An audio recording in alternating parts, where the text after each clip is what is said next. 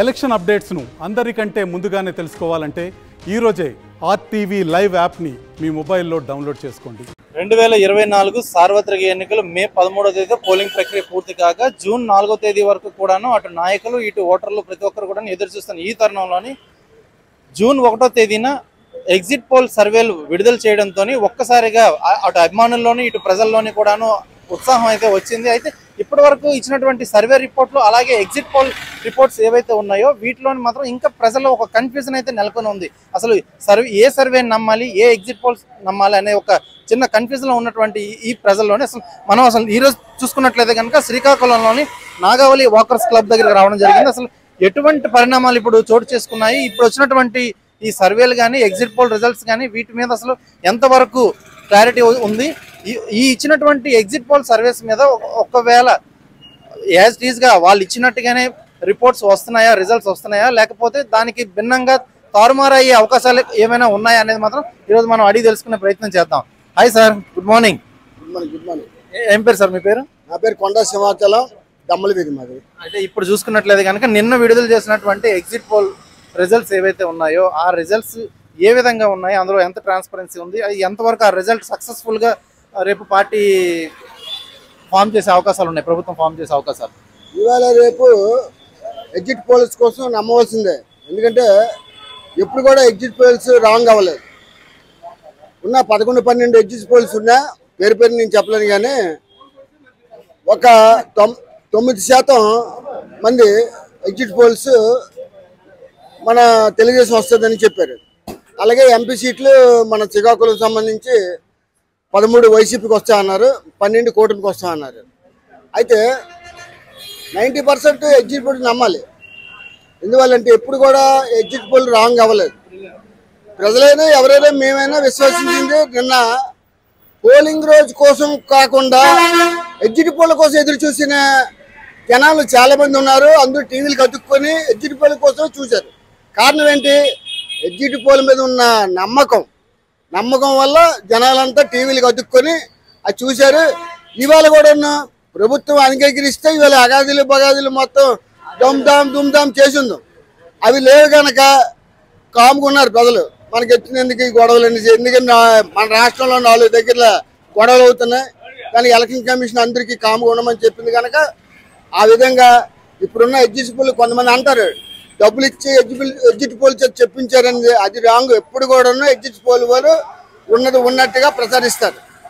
అందులో 2-3 ఉన్నాయి, అవి యాంటీ చెప్పొచ్చు. అయితే 90% ప్రజల మీద మాత్రం ఎగ్జిట్ పోల్కి డెఫినెట్గా నమ్ముతారు. వాళ్ళు చెప్పిందే ఖాయం అవుతుంది. అంటే పార్టీల వరకు చూసుకుంటే కనుక వాళ్ళు చేయించుకున్నటువంటి సర్వే టీంలు ఏవైతే ఉన్నాయో ఆ సర్వే టీమ్స్ ద్వారా నిన్న మొన్నటి వరకు కూడా ఆ సర్వే రిపోర్ట్స్ అయితే రావడం జరిగింది. ఏ పార్టీకి ఆ పార్టీ అనుకూలంగా సర్వే రిపోర్ట్లు అయితే ఇచ్చుకోవడం జరిగింది. ఎన్నికలు అయిపోయినప్పటికి కూడాను సర్వే రిపోర్ట్లు మాత్రం ఎవరికి ఫేవర్గా వాళ్ళు ఇచ్చుకోవడం జరిగింది. సో ఎగ్జిట్ పోల్లో కూడా ఇలాగే జరిగింది. ఒకే వైపు ఎగ్జిట్ పోల్ రిజల్ట్స్ అనేది ఇవ్వడం జరిగిందని చెప్పి అయితే చాలా మంది అంటున్నారు. అది పొరపాటు అండి. ఇప్పుడు నేను కంటెస్టెంట్ చేసిన క్యాండిడేట్గా ఉండి నేను గెలుస్తానని చెప్పడం నా తప్పు. అయితే ఎగ్జిట్ పోల్ మాత్రం అలా చేసింది అన్నది మాత్రం చాలా రాంగ్. ఏవో 2-3 ఇప్పుడు సాక్షి పేపర్ ఉంది, సాక్షి వాళ్ళ గురించి వాళ్ళు చెప్పుకుంటారు, ఈనాడు ఉంది, తెలుగుదేశం చెప్పుకుంటారు. అవి కాక ఆర్ఆర్ అని, చాణక్య అని ఇంకా కొన్ని ఉన్నాయి, పేర్లు నేను విడివిడి చెప్పలేను. కానీ వాళ్ళందరూ ఇచ్చిన మాత్రం 90% ఖాయం సార్. అదేంటంటే అవి వ్యక్తిగతంగా పార్టీ పరంగా చెప్పింది కాదు. ఇది గంటాసూరిగా రేపు రాబోతున్న అంటే ప్రభుత్వం చేస్తానని మేము చెప్తున్న అభిమానంతో కాదు. మేము ఉన్న ఎగ్జిట్ పోల్ నమ్ముకొని మేము ఫామ్ చేస్తుందని తెలుగుదేశం ఫామ్ చేసి నమ్ముతున్నాం. మీరు చూసిన ఎగ్జిట్ పోల్లో ఏ పార్టీకి అనుకూలంగా వచ్చింది? తెలుగుదేశం అండి. తెలుగుదేశంకి కూటమికి వచ్చింది. దగ్గర 140-118 నుంచి 140 వరకు రావచ్చని మేము ఎగ్జిట్ పోల్ అంచనా. అది మా ఆలోచన కూడా ఎలక్షన్ ముందు నుంచి మేము ఊహిస్తున్నదే. 118 నుంచి 140 ఎగ్జిట్ పోల్ అయితే ఇవ్వడం జరిగింది. వాస్తవానికి అవి అంతవరకు రీచ్ అయ్యే అవకాశం ఉందంటారా? 118 వరకు రావచ్చండి. ఎందుకంటే మాకు 100 వచ్చినా ఇంచుమించు చేసుకుంటారు అనుకోండి, కానీ 100 దాటే వస్తాయి. ఎందుకంటే జనసేన ఉంది, జనసేన 10-15 వస్తాయని మేము ఆలోచిస్తున్నాం. దాని తర్వాత బీజేపీ ఉంది, బీజేపీ 2-3 వస్తాయి. అవన్నీ కలిపితే కంప్లీట్ 118-120 అవుతాయని మా ఉద్దేశం అండి. అంతే. చూస్తే కనుక హాయ్ సార్, ఏం పేరు మీ పేరు? మురళీ విద్యాసాగర్ అండి. మురళీ విద్యాసాగర్. ఏం చేస్తుంటారు సార్ మీరు? నేను ఆర్టీ ఆఫ్ ఏజెంట్. చూస్తే కనుక నిన్నటి ఎగ్జిట్ పోల్ మీరు ఏ సర్వే చూడడం జరిగింది? నిన్నటి ఎగ్జిట్ పోల్ ఏం చూసారు మీరు? అంటే చాణక్య చూసారా, ఆరామ్ అస్థాన్ చూసారా, ఇంకేం చూసారు మీరు? నేను చూసిందంటే ఆర్ఆర్ చూశాను. అంటే అనుకూలంగా కూటమికి అనుకూలంగా ఎగ్జిట్ పోల్ వచ్చాయి. 110 నుంచి 140 వరకు అన్నారు, కానీ అంత అయితే రావు. 100 దాటుతాయి. 100 నుంచి 110 లోపే. ఏదైనా ఫిగర్ మాత్రం మ్యాచింగ్ ఫిగర్ మాత్రం 112. 13 జనసేన, 3 బీజేపీ, 96 ఏమంటే టీడీపీ. నేను చూసినటువంటి కొన్ని ఛానల్స్లోని మాత్రం అంటే తక్కువ శాతంలోని వైసీపీ పార్టీకి, అధిక మొత్తంలోని టీడీపీ పార్టీకి ఇవ్వడం జరిగింది ఎగ్జిట్ పోల్ సర్వీస్లోని. సో వాటిని దృష్టిలో పెట్టుకుని చాలా మంది పార్టీ అభిమానులు అయితే ఏమంటున్నారంటే అది అనుకూలంగా వారు డబ్బులు ఇచ్చి చేయించుకున్నారు. అభిమానం కాదు, ఇక్కడ టైట్ పొజిషన్ అవుతుంది. పోటాపోటీ కూడా వస్తాయి. ఎగ్జిట్ పోల్ కూడా పోటాపోటీ కూడా వస్తున్నాయి. అలాగే గెలుపు కూడా అంత ఈజీ కాదు. ఎక్కడ కూడా టైటే అవుతుంది, తగ్గపోరుగా వస్తుంది. అది లెక్క. చూస్తే కనుక నెక్స్ట్ ఎగ్జిట్ పోల్ సర్వీస్లోనే అసలు మామూలుగా చూస్తే కనుక ఎవరు గెలవబోతున్నారు, ఏ పార్టీ ఇక్కడ ఫామ్ చేయబోతుంది అనే అంశం పైన మాత్రం మరికొందరితో మాట్లాడి చూసుకుందాం. సార్ నమస్తే సార్, ఏం పేరు సార్? మీ పేరు? బాగా అంత ఐడియా లేదు సార్. చెప్పారు మొట్టమొదటి జస్ట్ మీ పేరు చెప్పండి సార్. అప్పలరాజు. నిన్న ఆరామ్ అస్థాన్ ఎవరైతే ఉన్నారో ఆయన ఎగ్జిట్ పోల్ రిజల్ట్స్ కోసం మాత్రం చాలా వరకు అందరూ వేచి చూస్తారు. ఎందుకంటే తెలంగాణలో ఆయన ఇచ్చినటువంటి ఆ సర్వే రిపోర్ట్ ఏదైతే ఉందో అది ఎగ్జాక్ట్గా జరిగింది. సో అక్కడ కాంగ్రెస్ గవర్నమెంట్ ఫామ్ చేసిందని చెప్పేది చాలా మంది, అంటే నాయకుల కంటే ఓట్లు వేసే వాళ్ళు చాలా ఆతృతగా ఇక్కడ ఎదురు చూడడం అయితే జరిగింది ఆంధ్రప్రదేశ్ రాష్ట్రంలో అయితే. సో ఆరామ్ అస్థాన్ ఇచ్చినటువంటి ఆ ఎగ్జిట్ పోల్ సర్వేలోని అసలు ఎంతవరకు వాస్తవం జరిగే పరిస్థితులు ఇక్కడ ఉన్నాయి ఆంధ్రప్రదేశ్లో మాత్రం? మనకు అంత ఐడియా లేదు సార్, తెలీదు. ఎలక్షన్ గురించి మనకు తెలియదు. చూస్తే కనుక పూర్తి వివరాల్లోకి వెళ్తే కనుక అసలు ఇక్కడ ఇప్పుడు నెలకొన్నటువంటి పరిస్థితుల్లో మాత్రం కూటమికి అనుకూలంగా వచ్చినటువంటి ఎగ్జిట్ పోల్ సర్వే ఏదైతే ఉందో అది ఎంతవరకు జరిగే పరిస్థితులు కనిపిస్తున్నాయి? ఎలక్షన్ గురించి నాకు అయితే నిన్న ఇచ్చినటువంటి ఎగ్జిట్ పోల్ మాత్రం పూర్తిగా టీడీపీకే ఇవ్వడం జరిగింది. ఆ విషయమే తెలియదు. చూసుకుంటే కనుక ఇక్కడ జరిగినటువంటి ప్రెజెంట్ సిచ్యువేషన్స్ లోని అసలు పూర్తిగా ఇక్కడ ఏదైతే వాతావరణం నెలకొని ఉందో ఇక్కడ ఎగ్జిట్ పోల్ సర్వే ప్రకారం చూస్తే కనుక ఒకవైపు అంటే తక్కువ శాతంలో వైసీపీకి ఇవ్వగా అధిక శాతంలోని కూటమికి అయితే ఇవ్వడం జరిగింది. ఈ కూటమికి ఇచ్చినటువంటి దీనిలో మాత్రం ఇప్పటివరకు కొందరైతే కూటమి ఖచ్చితంగా గెలుపు అని ఒక దీనిలో ఉన్నారు. హాయ్ సార్, మీ పేరు? రవి అండి. నిన్న ఎగ్జిట్ పోల్ రిజల్ట్స్ చూసారా? చూసారు. ఎలా ఉంది నిన్న ఇచ్చినటువంటి ఎగ్జిట్ పోల్ రిజల్ట్స్ ఏ విధంగా ఉన్నాయి? 50-50 లాగా జరుగుతుంది. అంటే చూస్తే కనుక కూటమికే ఎక్కువ ఇవ్వడం జరిగింది అని అంటున్నారు కదా, అదే అనిపిస్తుంది. అంటే నిన్న ఆరామ్ అస్థాన్ సర్వే ఏదైతే ఉందో ఎగ్జిట్ పోల్ ఏదైతే ఉందో అది అంటే తెలంగాణలోనే ఆయన చెప్పిందే జరిగింది, ఇక్కడ కూడా ఆయన చెప్పిందే జరుగుతుందని ఒక నమ్మకం అయితే ప్రతి ఒక్కరిలోనే ఉంది. అది ఎంతవరకు జరగవచ్చు? అంటే వాళ్ళు ఇచ్చిన ఎగ్జిట్ పోల్ కాకుండా ప్రజల తీర్పు భిన్నంగా ఉండే అవకాశాలు ఏమైనా ఉన్నాయా? ఉండొచ్చని అనుకుంటా. చూస్తే కనుక హాయ్ సార్, గుడ్ మార్నింగ్. నిన్న ఎగ్జిట్ పోల్ రిజల్ట్ చూసారా సార్? చూడలేదండి. మామూలుగా చూస్తే కనుక నిన్న కొంత మేరకు వైసీపీకి అధిక మొత్తంలో కూటమికి ఎగ్జిట్ పోల్ సర్వే అయితే ఇవ్వడం జరిగింది. అయితే కూటమికి అయితే ఇందులో మాత్రం ఆరామ్ అస్థాన్ ఇచ్చినటువంటి ఎగ్జిట్ పోల్ ఏదైతే ఉందో దాన్ని మాత్రం ప్రజలందరూ కూడా ఎంతో ఆసక్తికరంగా చూశారు. ఎందుకంటే తెలంగాణలో ఆయన చెప్పిందే జరిగింది, కాంగ్రెస్ గవర్నమెంట్ అక్కడ ఫామ్ చేసింది. సో ఇక్కడ ఆంధ్రప్రదేశ్లో కూడా అదే రిజల్ట్కి అనుగుణంగా ఇక్కడ వచ్చే అవకాశాలు ఉన్నాయి అంటున్నారు. ఆయన ఏదైతే అధిక మొత్తంలో సీట్లు వస్తాయని చెప్పి ఆయన అన్నారో అందులోని జరిగే అవకాశాలు ఏమైనా కనిపిస్తున్నాయా? కన్ఫర్మ్ అండి, కన్ఫర్మ్. ఇక్కడ అంటే మీకు ఎలా అనిపిస్తుంది? 90% రావాలి, వస్తుంది కూడా. ఎట్లా అంటే ఆ సర్వే ప్రకారమా లేకపోతే ప్రెసెంట్ ఉన్న సిచ్యువేషన్ జనాల్లో ఉన్న వేరియేషన్ అంతే.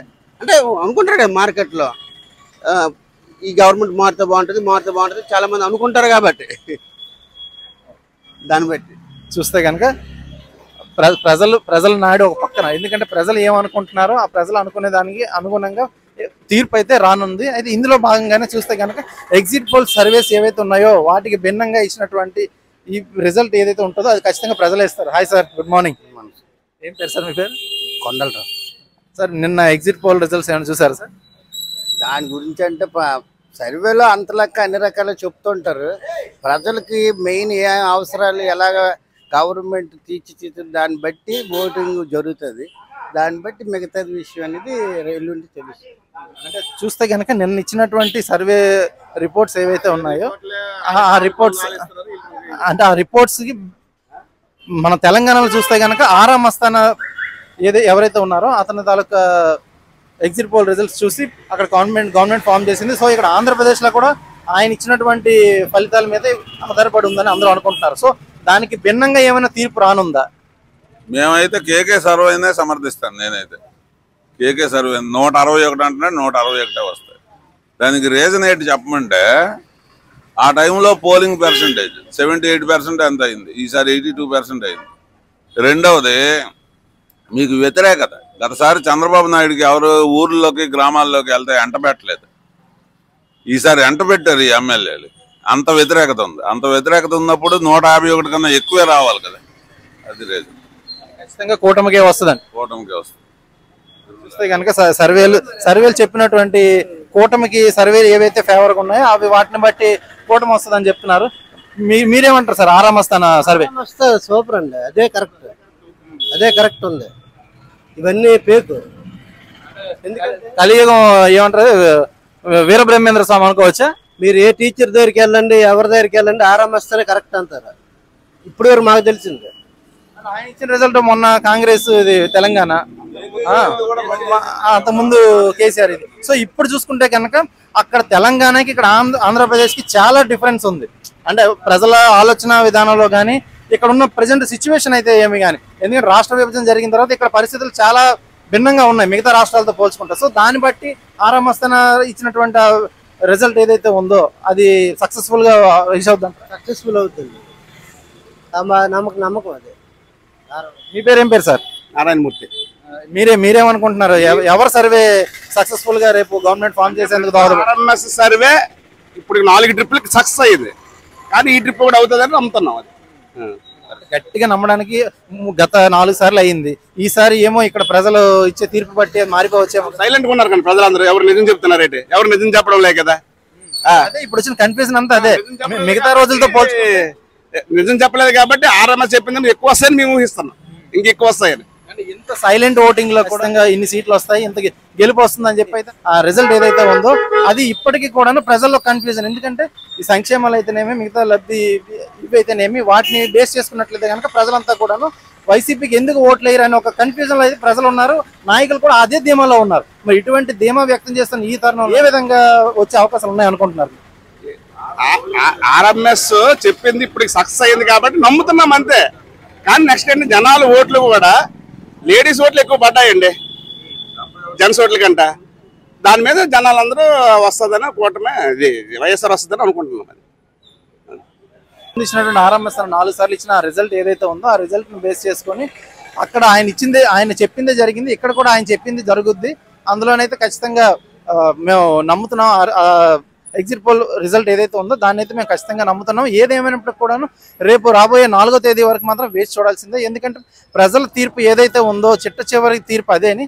ఆ ఓట్లు వేసి ఎవరిని ఎన్నుకుంటున్నారు, ఎవరిని ఎన్నుకోబోతున్నారు, ఎవరికి గద్దెను ఎక్కించనున్నారు అనేది మాత్రం జూన్ 4వ తేదీ వరకు వేచి చూడాల్సిందే. శ్రీకాకుళం నుండి వీడియో జర్నలిస్ట్ రామకృష్ణతో సురేష్, RTV శ్రీకాకుళం. మరిన్ని వీడియోస్ కోసం ఛానల్ ని సబ్స్క్రైబ్ చేయండి. లేటెస్ట్ అప్డేట్స్ కోసం వాట్సాప్ ఛానల్ ని ఫాలో చేయండి. అండ్ లింక్ డిస్క్రిప్షన్ లో ఉంది.